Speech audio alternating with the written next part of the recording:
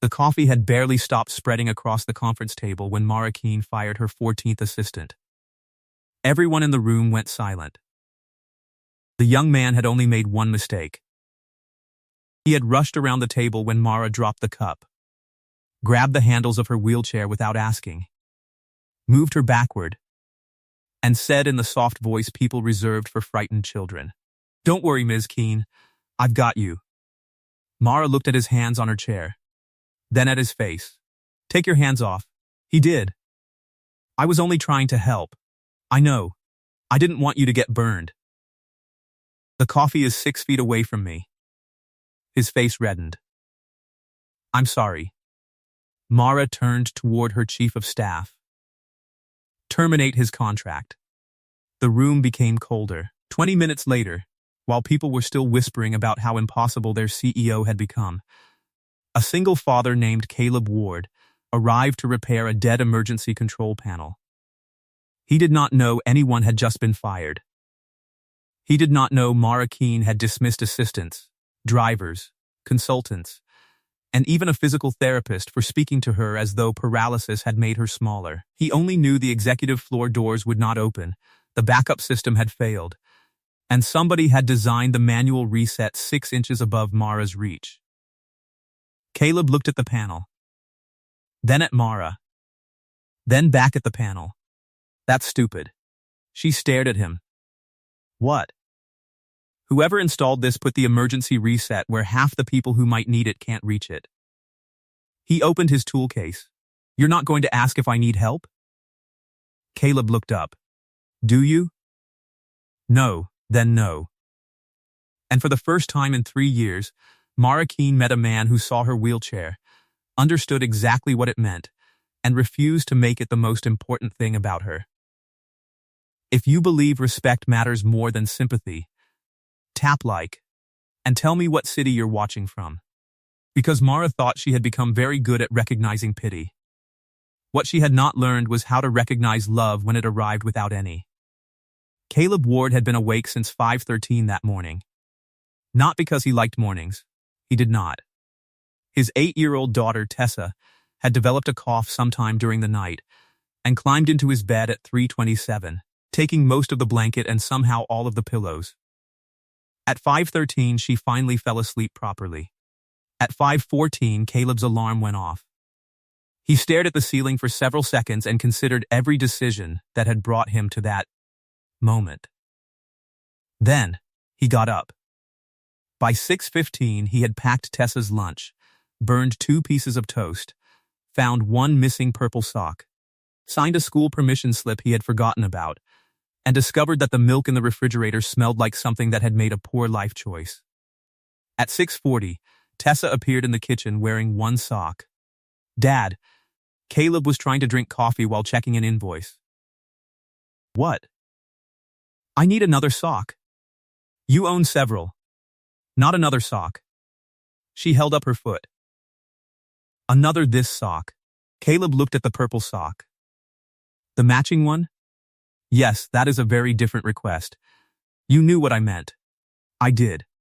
"Then why did you ask?" "Because I'm your father." She accepted this explanation because it was one she had heard before. They found the matching sock under the sofa. Caleb dropped her at school at 7:42 and reached the first job of the day at 8:17. By 11, he had replaced a faulty conveyor relay at a distribution warehouse. By noon, he had eaten half a turkey sandwich in his van. At 12:19, his dispatcher called. Except Caleb did not have a dispatcher. He had an answering service operated by a woman named Denise, who worked from Arizona and called everyone honey. "Honey, I've got an emergency commercial request." "Where?" "Keene Systems headquarters." Caleb stopped chewing. "The Keene Systems?" That's what the nice angry woman said. "What's wrong?" "Access control failure on the executive level. Their regular vendor can't get there until tomorrow." "I'm booked. They approved emergency rate." "How emergency?" Denise told him. Caleb looked at the sandwich, then at the crack in his windshield, then at the overdue insurance notice sitting on the passenger seat. "I can be there in 45. I knew you were smart. I'm financially vulnerable. Same thing on Tuesdays.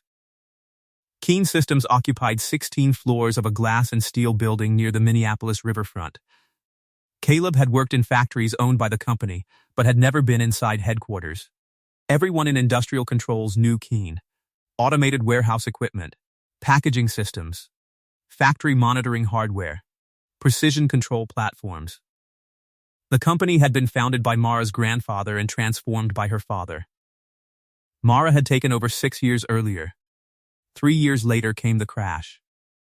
Caleb remembered the headlines because everyone in Minnesota seemed to. CEO seriously injured. Spinal cord damage. Months in rehabilitation. Company succession uncertain. Then Mara had returned. Not ceremonially. Fully, within 6 months she was running earnings calls again. Within a year, Keene Systems acquired a competitor. The business press turned the story into something simple. Triumph, resilience, comeback. Caleb disliked stories that clean. Life rarely was. He knew that personally.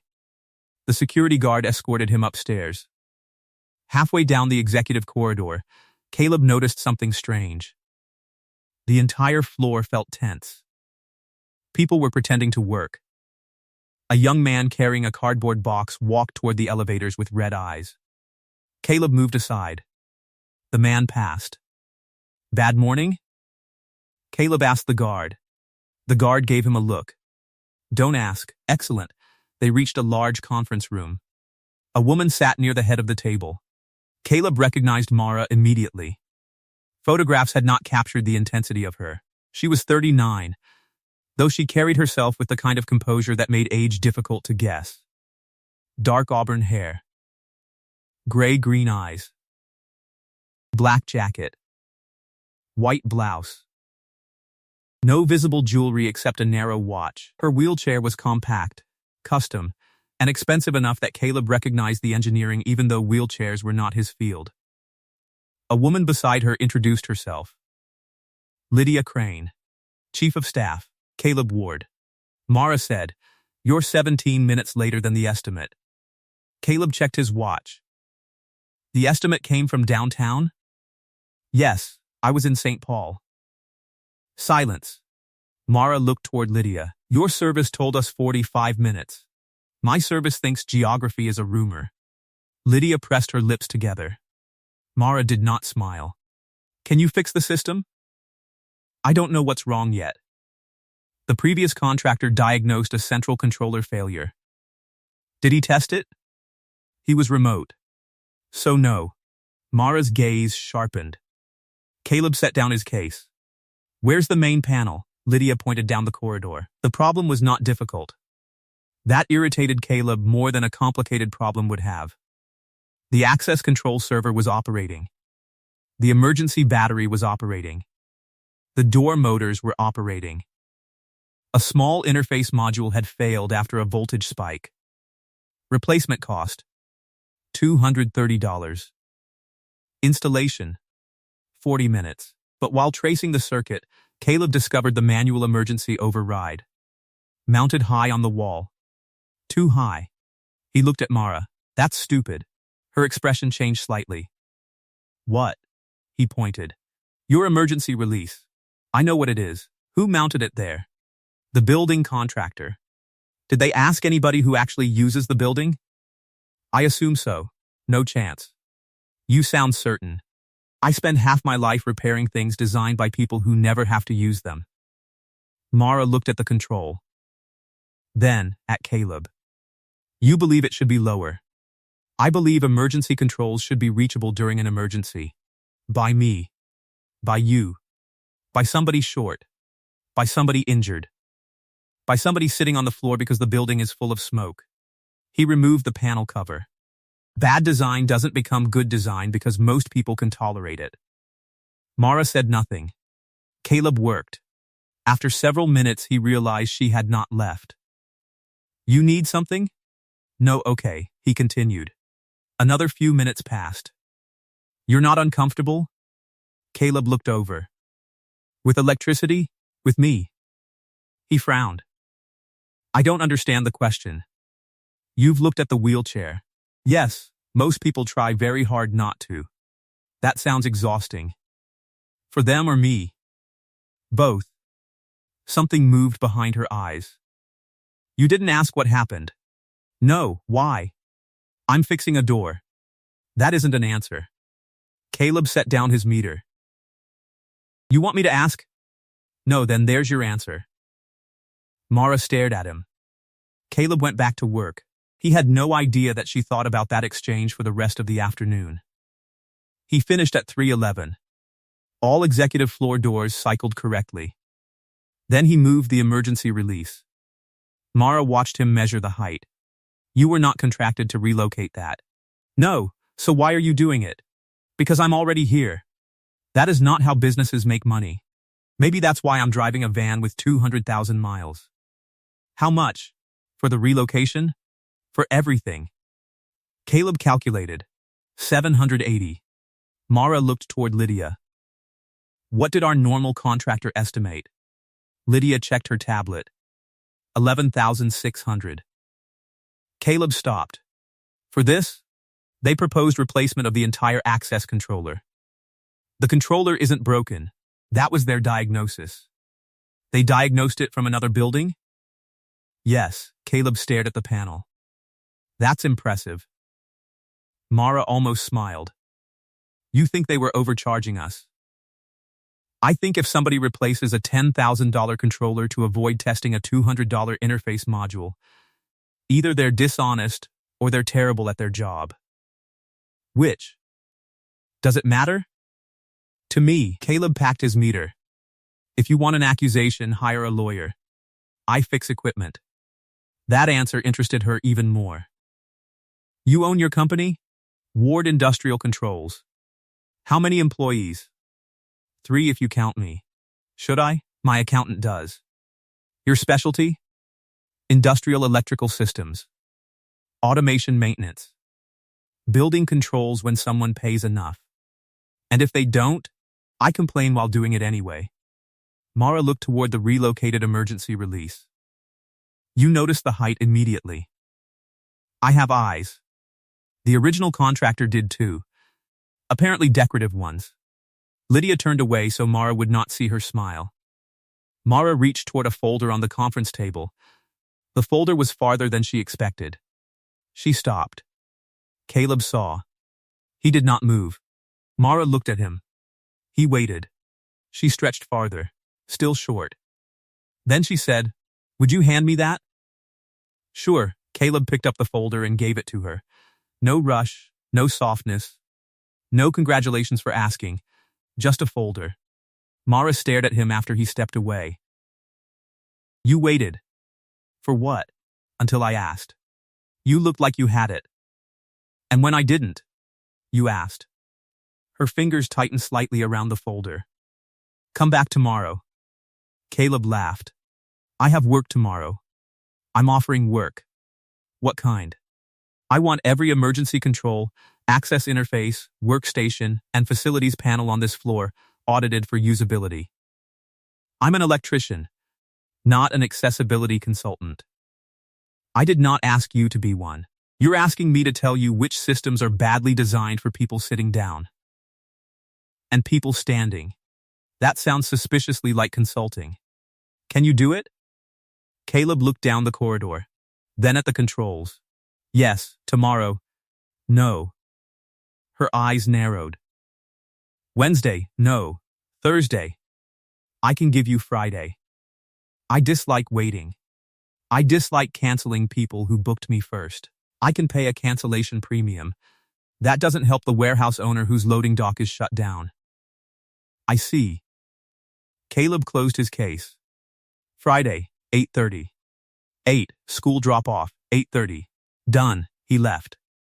Mara remained beside the relocated emergency control after the elevator doors closed. Lydia stood nearby. He didn't recognize you. He knew who I was. He wasn't impressed. Mara looked at the button Caleb had moved. Apparently not. Lydia hesitated. Do you want me to call HR about replacing Aaron? Mara's expression chilled. No, you need an assistant. I need people to stop touching my chair like I'm furniture they've decided is in the wrong place. He thought he was helping. That is what everyone says. Lydia sighed. He apologized. After I told him. Mara looked at her. Lydia softened her voice. Not everyone who helps you is pitying you. Mara's jaw tightened. Did I say they were? No, but you think it. I think sometimes you fire people before finding out. Mara turned toward the window. 3 years earlier, she might have argued. Now she said nothing. Friday morning, Caleb arrived at 8:26. Mara noticed. She told herself she had not been checking. He brought a laser measure, notebook, electrical tester, inspection camera, and a stainless steel travel mug with the logo of a plumbing supply store. Mara looked at it. That is an ugly cup. It was free. You own a business. That is why I appreciate free cups. He began with the conference rooms. Within an hour, he had identified 12 design problems. A touch panel whose lower buttons were difficult to reach from a seated position. A room booking screen mounted too high. A heavy glass door requiring more force than necessary. An under-table power unit placed where chair footrests collided with it. A manual shade control installed behind a decorative planter. Mara followed him for the first 90 minutes. At first, Caleb assumed she wanted to supervise him. Then he realized she was taking notes. Not on his work, on the building. What? He asked finally. Nothing. You've written 3 pages of nothing. I'm documenting. Why? Because I'm CEO. That answer works for a lot of things? Most. He looked at the notebook. You knew some of these problems already. Yes. Why weren't they fixed? Mara's expression changed. I requested changes after I returned. And? People began fixing things I had not requested. Caleb waited. They lowered every shelf in my office. Helpful. I could already reach the shelves. Less helpful. They replaced my desk. Was there something wrong with it? No. Very helpful. They moved my parking space directly beside the entrance. That sounds reasonable. I had specifically chosen a space farther away because the slope was better. Caleb nodded. And instead of asking, they improved my life. He heard the bitterness. By guessing. Yes, Caleb marked the next panel. People love solving the problem they imagine. Mara looked at him. He continued walking. You sound experienced. Different problem. Same habit. She waited. He did not explain. At noon, they inspected the executive kitchen. Caleb noticed the microwave mounted above the counter. Bad, Mara sighed. I can reach the controls. The issue isn't the controls. What? Hot container comes out at face height. She stared. He was right. No one had pointed it out. Caleb marked it. You really notice everything. No, you have identified 19 problems since morning. I notice systems. What's the difference? People are harder. That answer stayed with her. They ate lunch in the cafeteria. Caleb paid for his own sandwich before Mara could say anything. She noticed that too. Employees noticed Mara. They always did. People stood straighter when she passed. Some smiled too widely. Some avoided looking at the chair. Some looked only at the chair. Caleb seemed oblivious. He was opening mustard. A vice president approached. Mara, good to see you down here. Mara looked at him. I was here Tuesday. The vice president hesitated. Of course. His eyes shifted toward Caleb. New assistant? Caleb nearly inhaled mustard. Mara said, consultant, facilities? Something like that. The man nodded. Then looked at Mara again. You look wonderful. There it was. Mara's expression cooled. Caleb heard it. Noticed it. He also noticed the man had not asked about the audit, the company, the quarterly numbers, or anything else. Just wonderful. After he left, Caleb bit into his sandwich. Mara waited. You heard that. Yes. What do you think? He has terrible conversational instincts. That's all? What else? Most people tell me how strong I am. Caleb swallowed. That sounds annoying. It is. They told me that too. Mara looked up. Caleb had already turned back to his food. Why? He was silent for several seconds. My wife died. Mara stopped. I'm sorry. He nodded. 3 years ago. How? Cancer. His voice remained even. Everybody told me I was strong. For Tessa, for the family, for getting up every day. He wiped mustard from his thumb. I wasn't strong. I had a child who needed breakfast. Mara listened. People didn't know what else to say. I know. But you hated it. Sometimes. Why? Because strong became an excuse not to ask whether I was okay. Mara looked down at her plate. Caleb continued. Pity can do that too. What? Make people feel like they've understood you when they haven't. Mara looked at him sharply. That was closer to the truth than most therapists had managed. He shrugged. People like simple categories. And you don't? Oh, I do. He pointed at the ceiling. That sprinkler head is either installed correctly or it isn't. Beautiful system. Mara laughed before she could stop herself. A few employees turned. She noticed. The laughter died. Caleb noticed that too. You don't do that much here. What? Laugh? This is work. Right. He returned to his sandwich. He did not tell her she should laugh more. He did not say it was good to hear. He simply let the moment exist. By the end of the audit, Caleb had documented 47 problems. Only 11 were specifically related to seated reach. The rest involved height differences, visibility, grip strength, emergency access, poor labeling, awkward transfer zones, or designs that assumed every employee moved through space the same way. Mara reviewed the report that evening. Halfway through, she stopped. One sentence had been underlined twice. A system can meet code and still fail the person using it. She read it again. Then, she opened an old drawer in her desk. Inside lay a blue enamel employee badge. 419. The badge had belonged to Mara when she was 19. Her father had refused to let her spend that summer in corporate headquarters. You want to run the company someday? He had asked. Yes. Then learn the sound of it. She had spent 12 weeks on an assembly floor in Duluth. Early shift.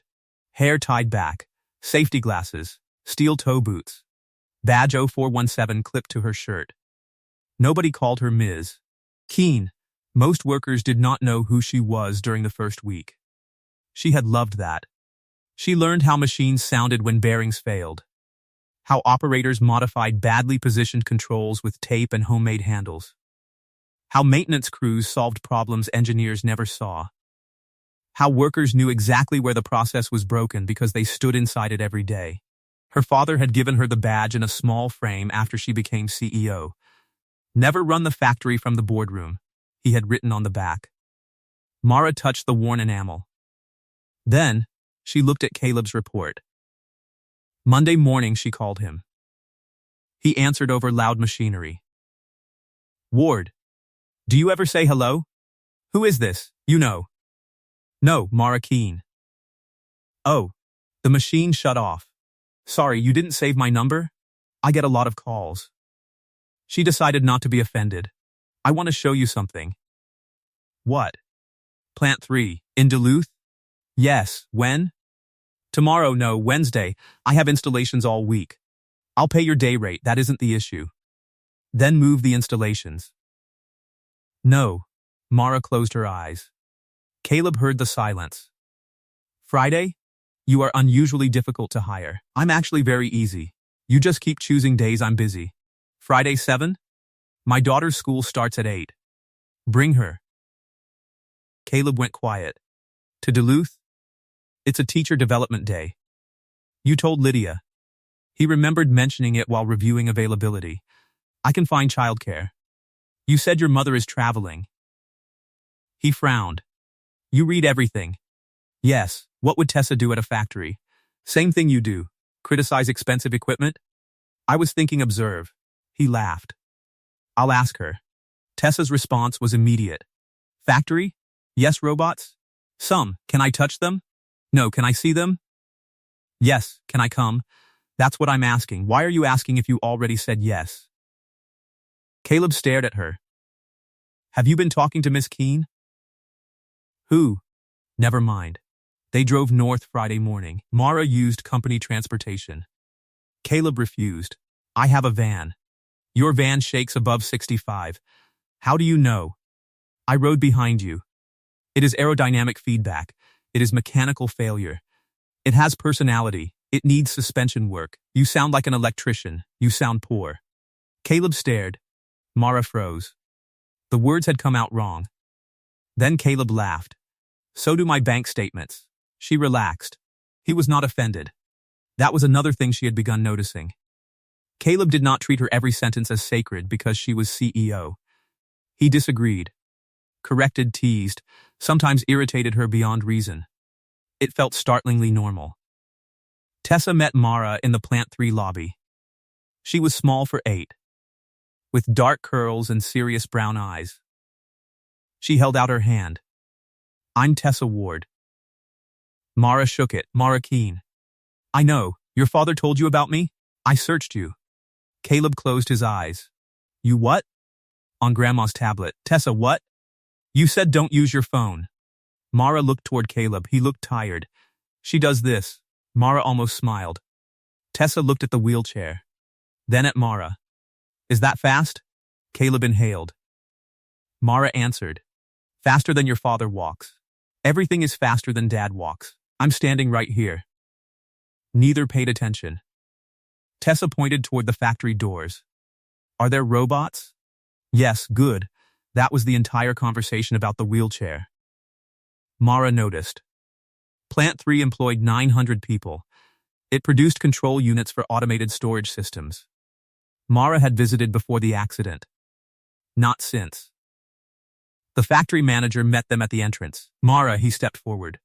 Then stopped. His body performed a small, awkward calculation. Handshake? Hug? Help? He chose nothing. Mara hated that too. Eric, we prepared the conference room. We're going to the floor. His expression changed. The floor? Yes, we could bring the supervisors upstairs. I don't want supervisors. She looked at Caleb. I want him to see the line. They entered. Noise hit immediately. Motors, pneumatics, metal, forklifts, conveyors. Caleb's posture changed. This was his world. He looked alive in it. He noticed things within seconds. A control box mounted behind a guardrail. An emergency stop partially obscured by a material rack. A workstation with 3 different heights achieved through wooden blocks. A technician kneeling to read a display. Tessa wore oversized safety glasses and walked between Caleb and Mara. At line 4, an operator named Rosa Hernandez recognized Mara. Miss Keene Mara. Rosa nodded uncertainly. Mara pointed at the adjustable workstation. How long has that been broken? Rosa looked at the manager. Don't look at him. Rosa looked back. 6 months. Why? Replacement actuator is expensive. How do you adjust it? Rosa kicked a wooden block under one leg. Old-fashioned engineering. Caleb crouched. Who made the blocks? Maintenance. They're better than the original mechanism. Rosa smiled. Don't tell corporate. Mara said, I am corporate. Rosa's smile disappeared. Mara looked at the block. Keep going. By noon, the tour had changed direction. Mara stopped showing Caleb the plant. The operators started showing him. A short employee who could not comfortably read a display. A worker recovering from shoulder surgery who struggled with an overhead handle. A technician whose arthritis made a twist lock difficult. A tall worker who spent 8 hours bent over a fixed height inspection table. None of them used wheelchairs. That mattered. By 2 o'clock, Caleb had filled 36 notebook pages. Mara watched him. You see it now? Yes, what? This isn't an accessibility problem. What is it? A design problem. Mara nodded. Exactly. They stood near an older packaging cell. The control console had been designed for a worker standing at average male height. Caleb measured it. What if this entire surface moved? Mara looked at him. Up and down? Up, down, tilt. Controls stay in the same relative position. Motorized? Too expensive. Counterbalanced? Maybe. He took out a pencil. Tessa leaned over.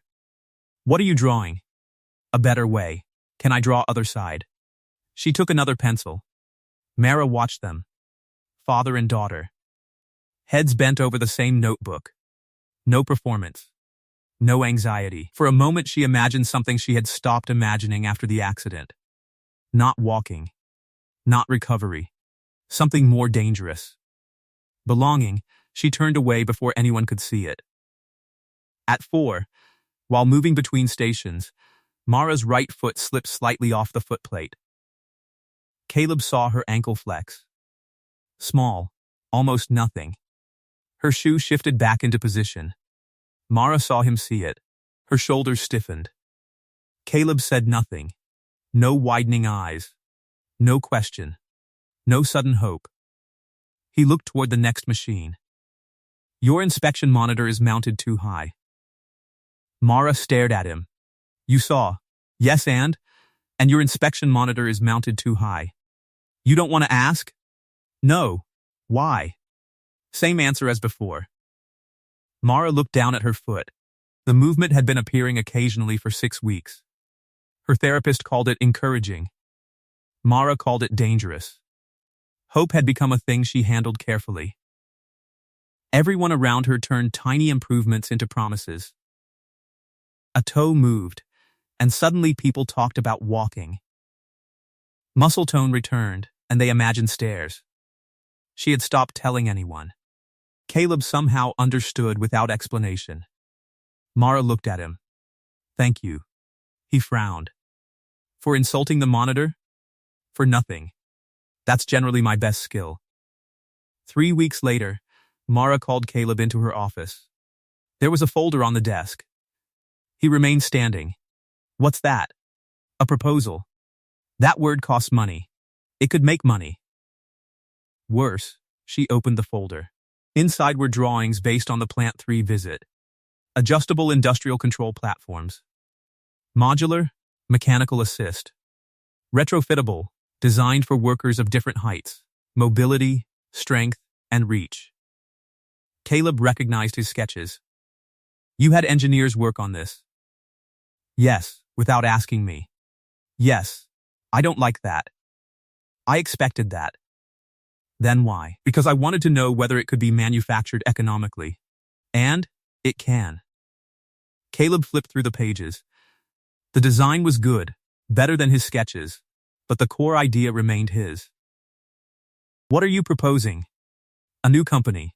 No, you have not heard the terms. I heard new company. Shiftline Systems. That sounds like a bus schedule. Mara's eyes narrowed. The name tested well. With whom? People who understand branding. Dangerous population. She ignored him. We build retrofit systems for industrial workstations and controls. We? Yes, you already run Keene. This would remain separate. I already run Ward Industrial. You have 2 employees. 3 including me. You still count yourself? My accountant remains firm. Mara pushed the folder closer. 30% equity. Caleb stopped. For me? Yes, that's too much. It is the correct amount.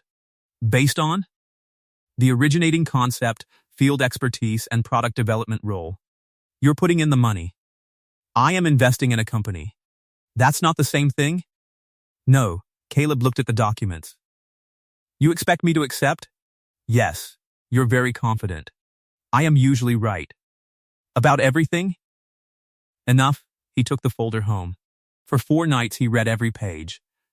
Then he paid an attorney he could barely afford to review it. The attorney called. Caleb, bad? Opposite, what? These terms are unusually fair. Really? She's not trying to own me? She has no interest in owning your electrical business. Your shares vest over 3 years. You retain defined rights to your pre-existing designs. Your salary is market rate. There is even a buyout protection clause. Caleb stared at the kitchen wall. Why? Maybe she wants you involved. That simple? Sometimes contracts are. Caleb signed. Shiftline Systems began in an unused development lab at Plant 3. Mara came twice a week. Caleb came whenever his regular business allowed. They argued constantly. The first prototype was too heavy. The second rattled. The third adjusted beautifully but cost nearly $4,000 to manufacture. Caleb called it the world's most expensive shelf. Mara called him uncultured. The fourth worked. The fifth worked better. Somewhere during the sixth, their relationship changed. Not visibly. Not enough that either named it. Mara began calling Caleb directly instead of through Lydia. Caleb began bringing her coffee without asking because he knew her order. She allowed this because he handed it to her exactly the same way he handed coffee to everyone else. No ceremony. Tessa started leaving drawings in the lab. One showed Mara racing a forklift. Another showed Caleb being chased by a robot. Mara framed neither. She kept both. Caleb learned Mara hated lilies. Mara learned Caleb loved old Western films, but fell asleep during nearly all of them. Caleb learned she called her mother every Sunday. Mara learned he still cooked Rachel's spaghetti recipe because Tessa remembered it. One evening they were alone in the prototype lab. Snow struck the windows. Caleb was adjusting a cable channel. Mara had been unusually quiet. "You're staring." She looked away. "I was thinking. Dangerous. Did people pity you after Rachel died?" Caleb's hands stopped. "Some. What did it feel like?" he considered. "Sometimes kind." Mara looked surprised. "You didn't resent it?" "Not all of it. How could you tell the difference?" "Difference between what?" "Kindness and pity." Caleb put down the wrench. Kindness asked what I needed. Mara waited. Pity decided. The room became still. Caleb continued. Kindness could sit beside me when I was a mess. Pity needed me to become a story. What kind? Widowed father. Tragic, strong, whatever made other people comfortable. Mara looked at the prototype. That is exactly what happened to me. I figured. Did you? You fire people for putting sugar in your coffee.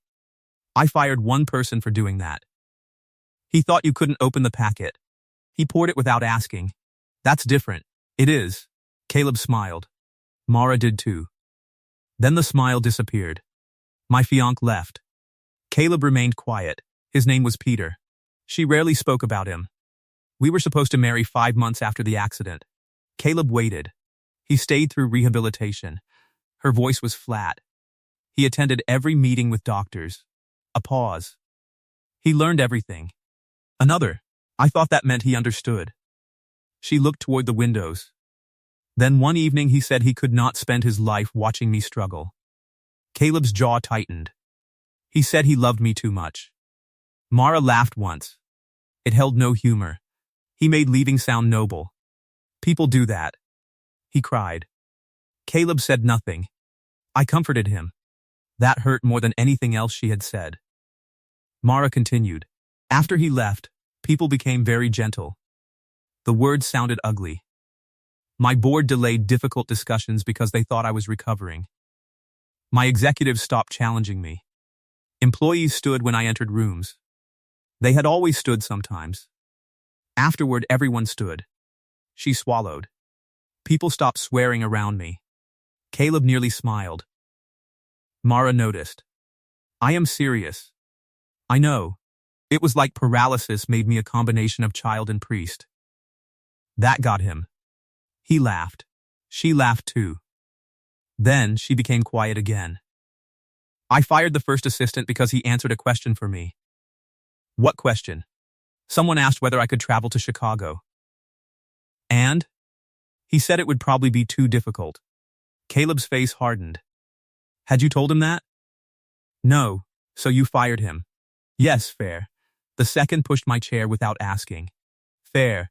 The third rescheduled a 12-hour day because she thought it was too tiring. Still fair. The fourth, Mara paused. Caleb waited. The fourth asked whether I needed help getting my coat. He looked at her. That seems less criminal. I fired her. Why? Because I was angry. At her? No, there it was.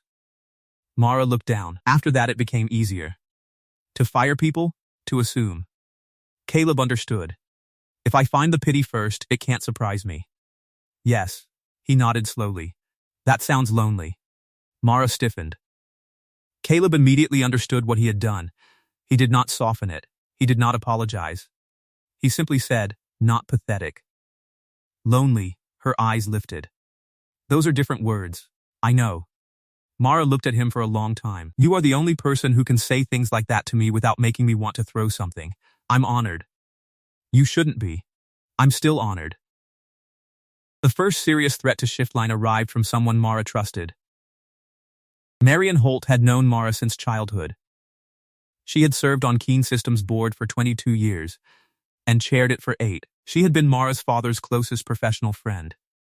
When Mara was hospitalized after the accident, Marion had sat with Mara's mother in intensive care. She was not cruel.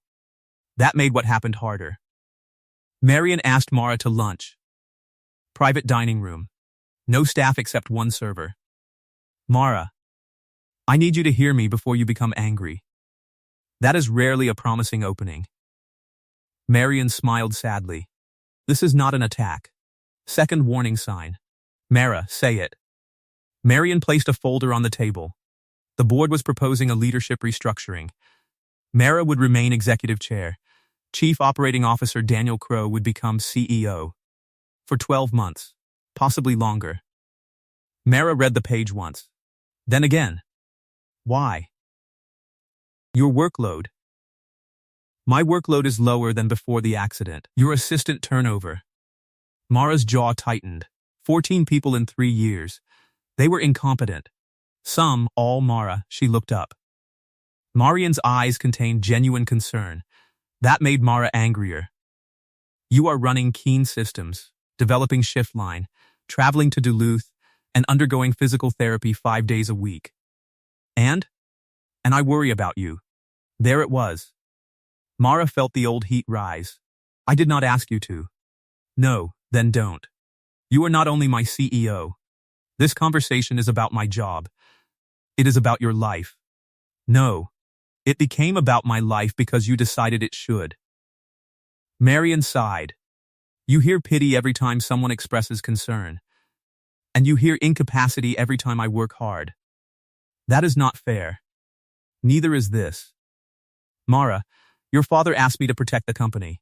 My father appointed me CEO. He could not have anticipated. Marion stopped. Too late. Mara's face went still. Anticipated what? Marion closed her eyes. The accident. Mara pushed the folder back. There it is. I did not mean you did. Mara, you think I am doing too much because I am paralyzed. I think you are doing too much because you are human. Would you be proposing Daniel replace me if I walked into this restaurant? Marion did not answer quickly enough. Mara turned her chair. Mara, please, she stopped. Marion's voice softened. I love you. Mara looked back. I know. That was the worst part. The board review was scheduled for 6 weeks later. Mara told Caleb the same afternoon. He was testing prototype 7. Okay, she stared. Okay, what do you want me to say? That this is outrageous. It might be. Might? I don't know enough. Her face hardened. You think I should step down? I didn't say that.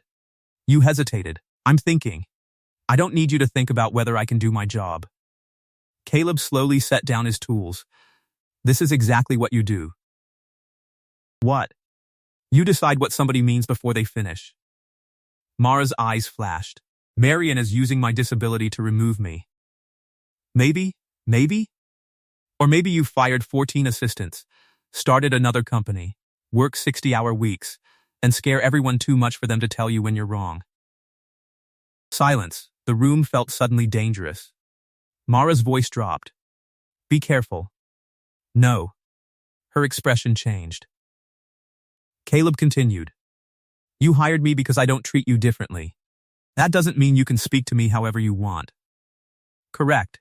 He stepped closer. So tell me which part was disrespectful. She could not answer immediately. That made her angrier. You think I scare people? Yes. Do I scare you? No. Why? You're 5'6". Her mouth fell open. Caleb smiled. You were before, right? Mara stared at him, then, against every instinct she had, laughed. The anger cracked, not disappeared. Cracked, Caleb leaned against the workstation. Marion might be wrong. She is. Probably, thank you. But if you want to beat this, stop proving everyone else is afraid to challenge you. Mara's smile vanished. You think this is my fault? No. Then what? I think you've spent 3 years demanding people see you as exactly the same person you were before the accident. I am. No, the word landed hard. Caleb's voice remained quiet. None of us are. Mara stared. Rachel died. I'm not the same man. He gestured toward her. You nearly died. Your body changed. Half your relationships changed. You learned things about people you probably wish you didn't know. His expression softened, but not with pity. You don't have to prove none of that changed you. Mara looked away. You just have to decide what it changed. No one had ever said it that way. She hated how much sense it made. The costly setback came 12 days later. Prototype 8 was installed on line 4. The same line where Mara had once worked under badge 0417. The trial began at 6 in the morning. For 2 hours, everything worked. Operators adjusted control height, tilt, display angle, emergency access. Cycle times improved slightly. One worker with a recovering shoulder completed tasks without reaching overhead. A shorter operator could finally see the status display without stepping backward. Then, at 8:17, the lift mechanism jammed. The control surface dropped 4 inches. An emergency sensor triggered. The entire line shut down. No one was hurt. But the automatic stop propagated through 3 linked cells. Production halted. 43 minutes. At a plant producing high-value control equipment, 43 minutes was expensive. Very expensive. The preliminary estimate was $280,000. The incident report spread through Keene Systems before lunch. By 3, Marion had it. By 5, 2 outside directors had requested an emergency review of shift line. Caleb took the prototype apart personally. What happened? Mara asked. I don't know yet. That answer is becoming expensive. I know. They worked until midnight. At 12:41, Caleb found it. A load sensor. Not the specified part. Different manufacturer. Lower tolerance. He checked the procurement record. His expression hardened. This isn't what I approved. Mara looked at the number. Who substituted it? Purchasing. Why? Specified unit was backordered. Who authorized the substitution? Caleb searched. There was no engineering approval. No Caleb approval.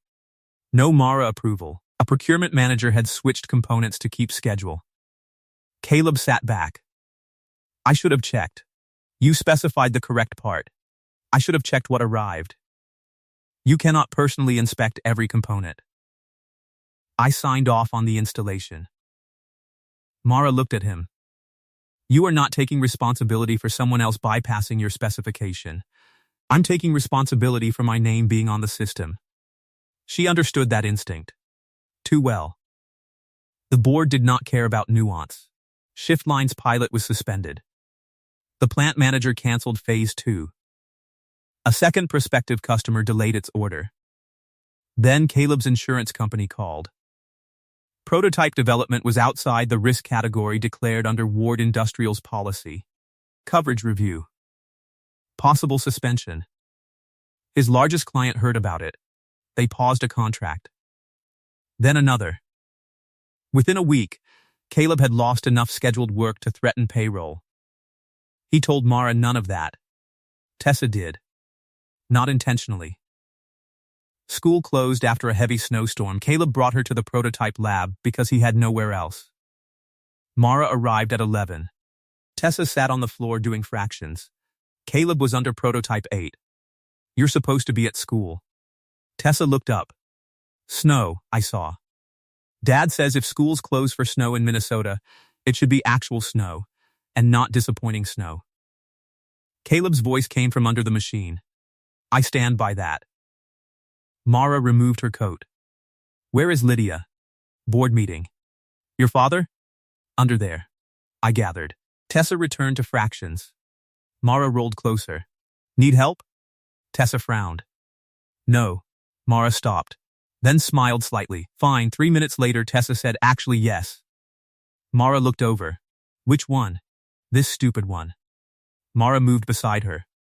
For 20 minutes, the CEO of a multi-billion-dollar manufacturing company explained fractions to an 8-year-old, while Caleb repaired a prototype 10 feet away.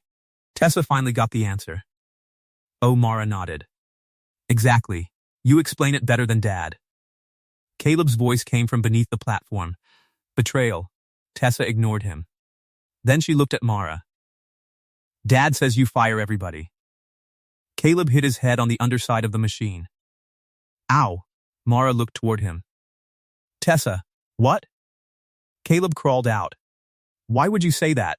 You said she fired a lot of assistants. I did not say everybody. 14 is a lot. Mara looked at Caleb. 14 is apparently public information. He rubbed his head. I may have mentioned it. Tessa looked at Mara. Why? Why what? Why did you fire them? Mara considered an age-appropriate answer. They kept doing things for me I didn't ask them to do. Tessa frowned. Dad does that. Caleb pointed. Careful, he cleans my room. I pay rent. It's my room. Inside my apartment. Tessa looked at Mara again. Did they clean your room? No, what did they do? They treated me like I couldn't do things. Tessa looked at the wheelchair. Then at Mara. Some things you can't do. The sentence hit the room. Caleb froze. Mara lifted a hand. It's fine. Tessa continued. I can't drive. That is different. Why? Because you're 8. But I still can't. Mara almost smiled.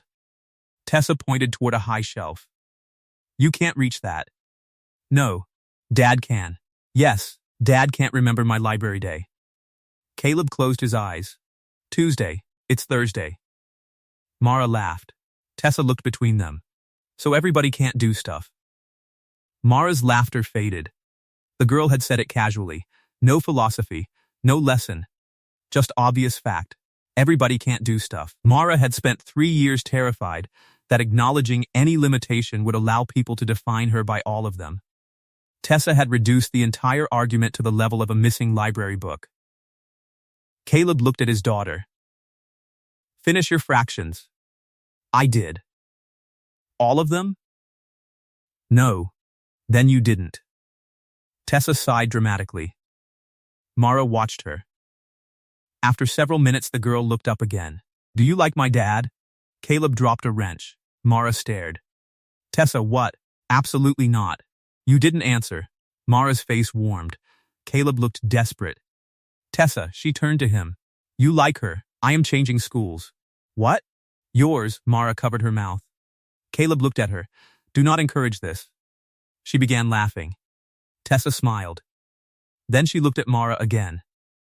You both do the same thing. Mara lowered her hand. What? You both get mad when people help you. Caleb stopped smiling. Tessa continued writing. Grandma says Dad thinks asking for help is illegal. Mara slowly turned toward Caleb. He pointed toward his daughter. She is no longer reliable. Tessa did not look up. Grandma says that too. Mara laughed again. But later, long after the humor passed, the sentence remained. You both do the same thing. That afternoon, Mara discovered Caleb's insurance problem. Lydia brought her the report.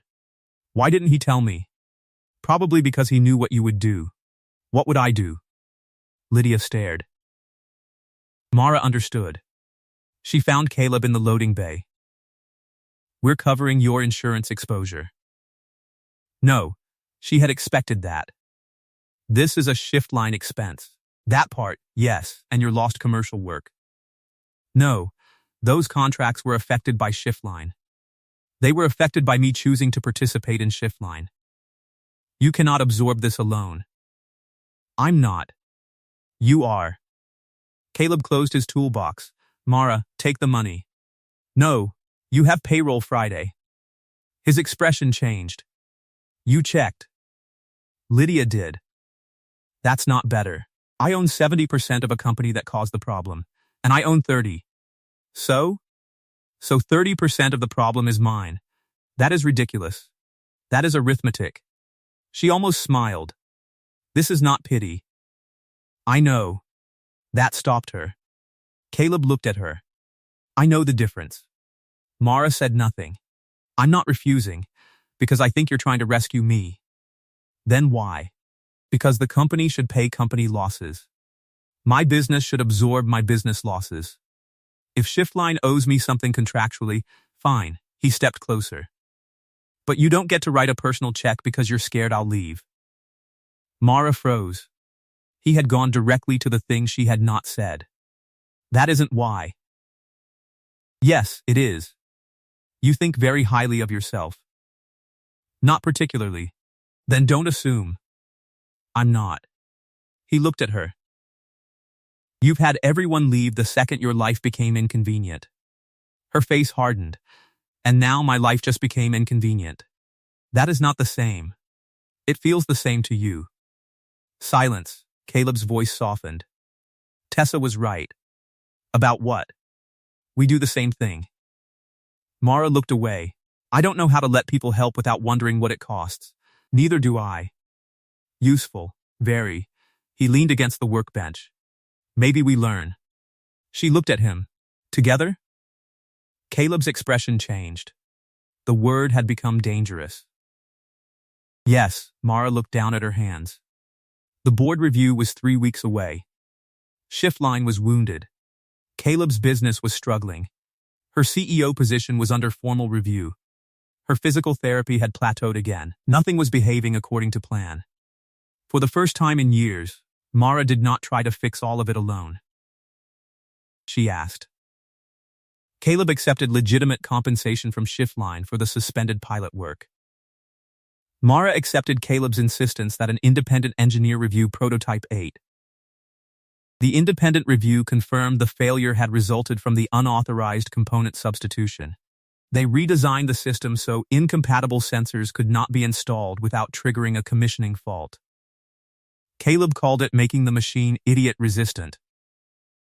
Mara insisted that phrase never appear in marketing. The plant restarted the pilot. Quietly, no press, no board announcement.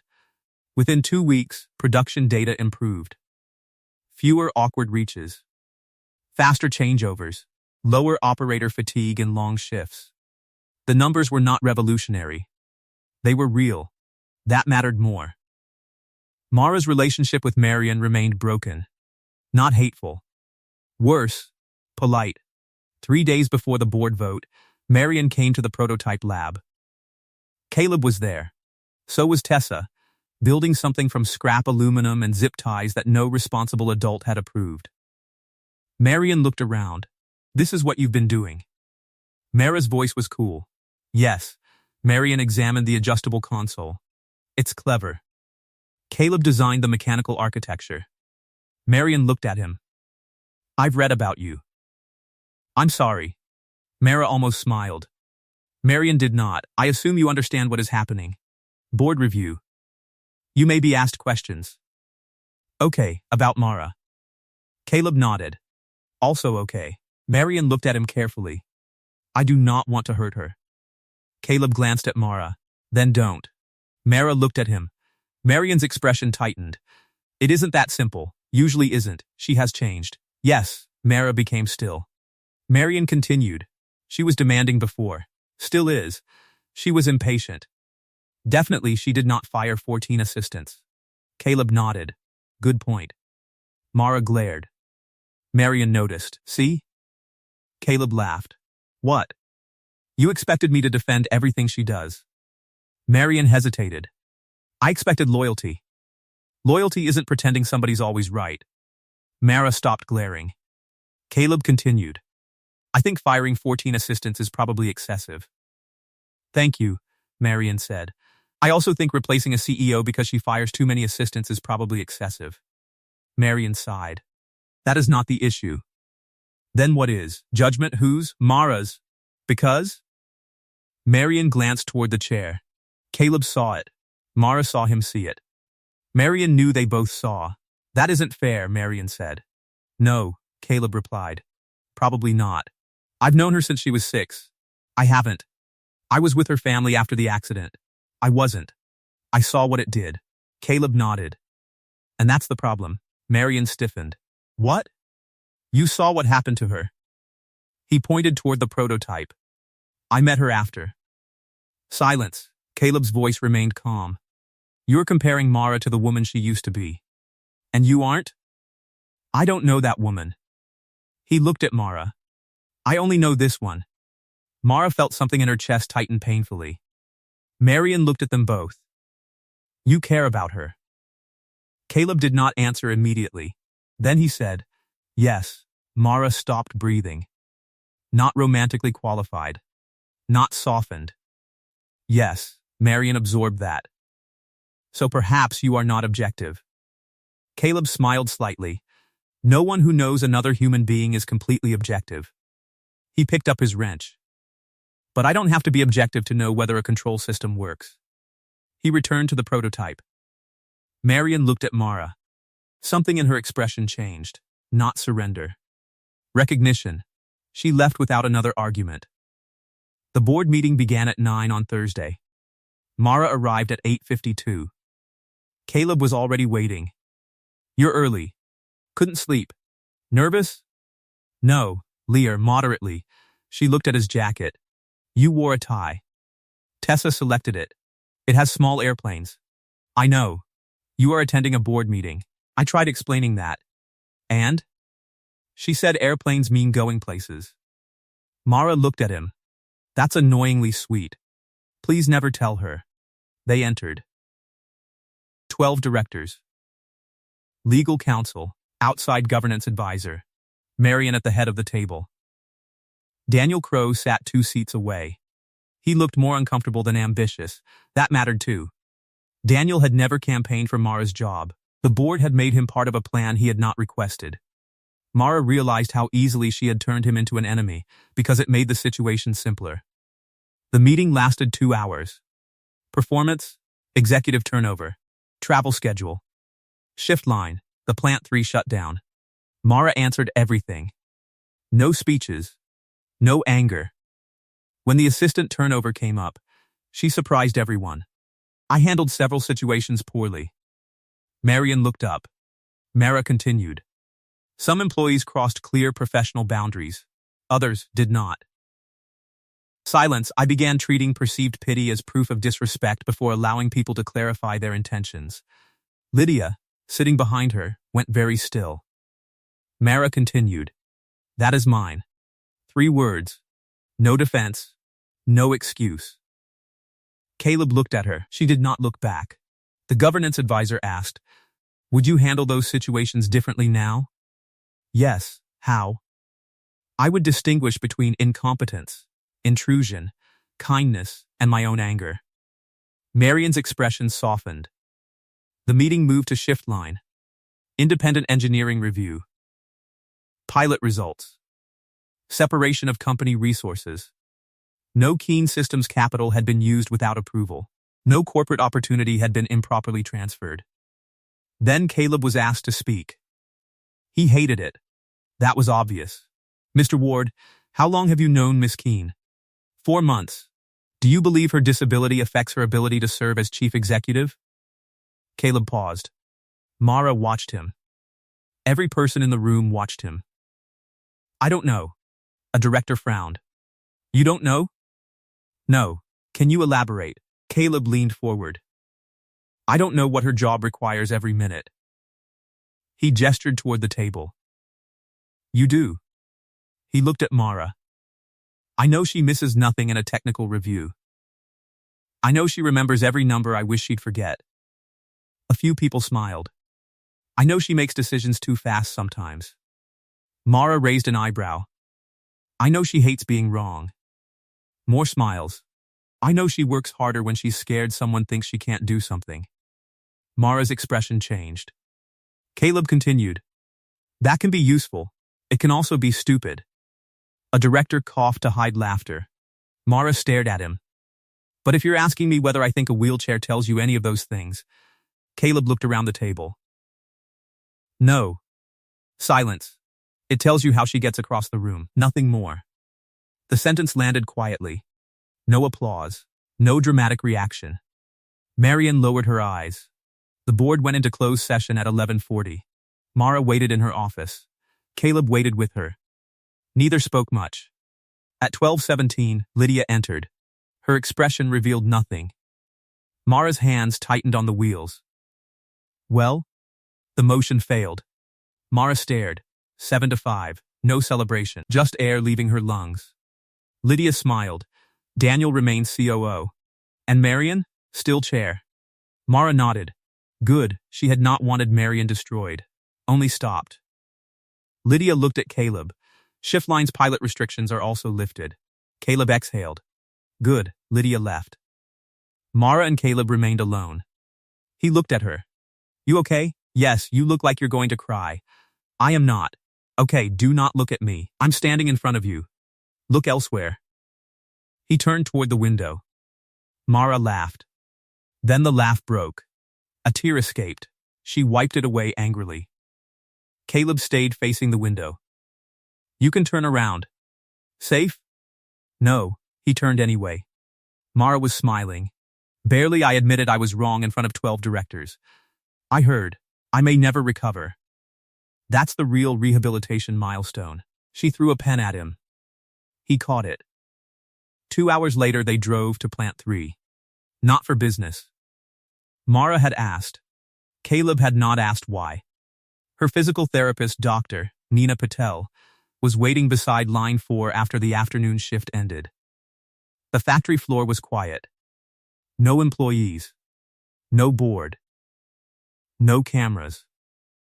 Mara wore dark trousers and a simple sweater. Clipped to the front was the blue enamel badge. 417, Caleb noticed immediately. You brought it. My first employee badge. You worked this line? Summer after college. Were you terrible? Yes, he smiled. Nina positioned parallel supports beside the adjustable workstation. Caleb understood. Mara looked at him. Don't make a face. What face? The face. I have several. The hopeful one. Caleb nodded. All right. He moved to the far side. Tessa arrived with Caleb's mother 10 minutes later. Mara had invited them. Tessa saw the rails. What are you doing? Trying something. Okay, no pressure. No ceremony. Mara transferred. Hands on the supports.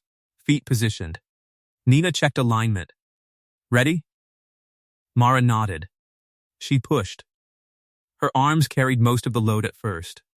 Then her legs engaged. Unevenly, weakly, enough, she rose. Caleb did not move. Tessa's hand slipped into his. Mara stood. 6 seconds. 9, 12, her knees trembled. Nina remained close. 14, Mara looked toward Caleb. He had tears in his eyes now. He did not hide them. 17, her right leg began to weaken. Nina guided her back. Mara sat, breathing hard. Tessa whispered. 17, Mara laughed. What? Yes, Caleb walked closer. Mara looked up. Don't say it. What? You're proud. I am. Her expression tightened. Caleb crouched beside her. Not because you stood. Mara stared. Then why? Because you tried something you were scared to want. Her eyes filled. That was different. That she could accept. She looked toward the workstation. My father used to say you learned everything important on the factory floor. Smart man. He would have liked you. Was he easily impressed? No, then maybe not. Mara smiled. Tessa approached. What's the number? Mara looked down at the badge. 417. Why? My employee number. Can I have one? When you're 18. That's forever. Correct. Tessa frowned. Then looked between Mara and Caleb. Are you two dating? Caleb closed his eyes. His mother laughed from across the floor. Mara stared at Tessa. What makes you think that? You look at each other weird. Caleb opened his eyes. Very scientific. I noticed systems. Mara burst out laughing. Caleb stared. Tessa looked pleased with herself. That evening, after Nina and the others left, Caleb found Mara in the empty break room. She was holding badge 0417. You okay? Yes, you've said that before when it wasn't true. I'm learning. He sat across from her. Mara turned the badge over. My father wrote something on the frame. What? Never run the factory from the boardroom. Caleb nodded. I like that. I spent 3 years believing returning meant becoming exactly who I had been. He waited. I hated anyone who reminded me that wasn't possible. Caleb said nothing. And I hated anyone who thought change meant less. He nodded. That part I understand. Mara looked at him. You never pitied me. No, not once? No. Why? He considered the question carefully. Because I never thought you needed me to feel sorry for you. That simple? Mostly, you knew my life was harder. Yes, you knew there were things I lost. Yes, you knew I was angry. Everyone knew that. She smiled. But none of that made you sad for me? Caleb leaned back. Sometimes what happened to you makes me sad. Mara went still. He continued before she could retreat. That's not the same as thinking you're sad. She looked at him. I hate that Rachel died. His voice remained quiet. I hate that Tessa lost her mother. He touched the edge of the table. But if somebody looks at me and sees widower before they see Caleb, eventually I stop being a person to them. Mara understood. Caleb looked at her chair. I can hate what the accident took from you without making what it took the definition of you. Silence. Mara looked down at the badge. That is probably the nicest thing anyone has ever said to me. I can insult your management style if it helps. It might. You're terrifying. Better, you reject good ideas because you didn't think of them. That is false. You nearly fired me twice. 3 times. See? She smiled. Then she became serious. What are we doing? Caleb knew what she meant. I don't know. That answer is unacceptable. CEO, electrician, he laughed. Mara's fingers tightened around the old badge. I don't know how to do this. What? Need someone. Caleb's expression softened. I'm bad at it too. I noticed. Tessa has documentation. She has extensive documentation. He reached across the table, not toward the wheelchair, toward her hand. Mara looked at it. Then placed her hand in his. I don't want you staying because you think leaving would hurt me. I won't. I don't want gratitude. Good. I don't want. Mara, she stopped. Caleb looked at her. I'm here because I want to be. Her eyes filled. No pity. No obligation. No heroic promise. Choice. That was all she had ever wanted. She leaned forward. He met her halfway. Their first kiss happened under fluorescent factory lights beside a vending machine that had been broken for 6 months. Later, Caleb would complain about the setting. Mara would remind him he had chosen it. He would claim she had. They never settled the argument. Shift line survived. Then, grew. Slowly, Caleb insisted on slow. Mara complained. Then admitted he was right. The company sold adjustable industrial control platforms to factories across the Midwest, not because the products were marketed as charity. Because they worked. They reduced awkward movement, shortened changeovers, allowed more people to use the same stations. Older workers liked them. Short workers liked them. Tall workers liked them. Workers recovering from injuries liked them. Workers using wheelchairs liked them. Good design did not need to announce whom it included. It simply included them. Mara did not stop being demanding. That was never the lesson. She did not become soft. She did not begin tolerating incompetence. She fired people when they deserved to be fired. But she stopped treating every offer of assistance as an insult. She learned to ask one question first. Are you assuming? Or are you asking? Sometimes, people were assuming. She corrected them. Sometimes they were simply asking. She learned to answer. Yes, no, not now. Maybe simple words. Hard-earned ones. Caleb learned the same lesson in reverse. When Ward Industrial lost another large client during a recession, Mara did not write him a check. She asked what he needed. He told her. Advice, introductions, a temporary line of credit structured properly through Shiftline. Not rescue. Partnership he accepted. Tessa called this growth. Mara blamed her grandmother. Caleb's mother blamed Mara. Tessa took credit. Mara continued therapy. Progress came badly. A few good months. A plateau. A setback after illness. More work. Eventually she could stand with support for nearly a minute. Later she could take several assisted steps. She still used her wheelchair. Perhaps she always would. The story did not depend on changing that. Her chair was never the villain. Pity was. Fear was. Isolation was. The belief that needing help made a person less capable was. 3 years after Caleb first called the emergency panel stupid, Mara returned to Plant 3 for the expansion of Shiftline's production unit. Hundreds of employees gathered. She hated ceremonial speeches. Caleb knew. He kept his short. Tessa, now 11, had prepared a speech without permission.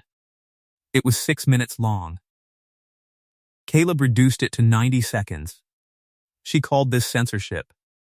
Mara sided with Tessa until she saw the original draft. Before the ceremony, Mara stood alone near line 4. Badge 0417 clipped to her jacket. Caleb approached. You still have that? Yes, I thought it belonged in a museum. It belongs here. He nodded. The line had changed. New controls, new workstations, adjustable platforms. Technology built from one question nobody at Keene Systems had originally thought to ask.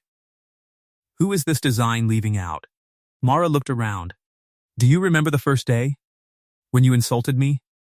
You called my building stupid. I called one button stupid. You were very comfortable. I had no idea how important you were. You knew I was CEO. Titles don't fix wiring. She smiled. And now? Now I know exactly how important you are. Her smile faded slightly. Caleb reached for her hand. She took it. Employees began gathering across the floor. Tessa waved wildly. Mara looked at Caleb. Do you ever feel sorry for me? He considered. Right now? Yes, a little. Her eyebrows rose. Why? You have to listen to Tessa's speech. Mara laughed. Loudly across the floor, people turned. She did not care. Years earlier, she would have. That was another change. Mara Keene had spent a long time believing dignity required absolute independence. It did not. Dignity required choice. The choice to do something yourself. The choice to ask. The choice to accept. The choice to refuse. Caleb understood that before she did. Not because he was wiser. Because grief had taught him a similar lesson through a different door. After Rachel died, people praised him for carrying everything. Eventually, he had mistaken carrying everything for love. Mara mistook refusing everything for strength. They had arrived at the same lonely place from opposite directions. Then they met. This was not a story about a man teaching a paralyzed woman she was worthy. She already was. It was not a story about a wealthy CEO saving a struggling single father. He did not need to be saved. And it was never really about whether Mara would walk again. The most important distance she traveled was harder to measure. From suspicion to trust. From being helped to choosing help. From guarding herself against everyone who might reduce her to a tragedy to recognizing the people who simply saw her whole. Caleb never pretended the wheelchair was invisible. That would have been another kind of dishonesty. He noticed when a doorway was wrong. He noticed when a table was too high.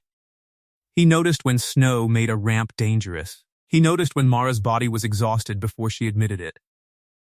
But he never confused noticing with deciding. He asked. She answered. And when she said no, no meant no. When she said yes, yes, did not make her weak. Years later, badge 0417 remained in Mara's desk when she was not wearing it at Plant 3. The blue enamel became more scratched. The metal clip loosened. Caleb offered to replace it. She refused. Some things are supposed to show where they've been. He understood. On the back of the frame, her father's handwriting remained. Never run the factory from the boardroom. Mara eventually added another line beneath it. In her own handwriting. Never define a person from across the room. Caleb found it one evening. He read the words. Then looked at her. That's good. I know, you're humble too. Deeply, Tessa wandered into the office carrying homework. Dad says you fired 14 people. Mara closed her eyes. Caleb looked alarmed. We discussed this. Tessa grinned. Did you really? Mara looked at Caleb. He raised both hands. I told her years ago. Mara turned to Tessa. Yes, would you fire Dad? Frequently, Caleb nodded. That's accurate. Tessa dropped into a chair. Why don't you? Mara looked at him. Caleb looked back. The answer came easily now. Because he never treated me like I was less. Tessa considered that, then shrugged. Also, he knows how to fix everything. Caleb smiled. Exactly, Mara shook her head. No. She reached across the desk. Caleb took her hand. Not everything. And that was the truth. He had never fixed Mara. She had never needed fixing. He had simply refused to reduce her to the one thing everyone else noticed first. He saw the temper. The intelligence. The fear. The ambition. The bad jokes she pretended were not jokes. The loyalty she hid beneath impossible standards. The woman who could run a manufacturing empire and still forget where she left her reading glasses. The woman who fired people too quickly because abandonment had taught her to push first. The woman who could stand for 17 seconds one year and 48 the next and still have days when getting out of bed felt harder than any board meeting. All of her. Not less. Not more. Whole. And Mara eventually learned to offer Caleb the same. Not widower. Not single father. Not struggling contractor. Not the dependable man who never needed anything. Caleb. Whole. That was why they lasted. Not because neither needed help. Because neither confused help with pity. And because in a world full of people eager to decide what another person must need, Caleb Ward had done something extraordinarily rare from the first afternoon they met. He had looked at Mara Keene, waited, and let her tell him herself.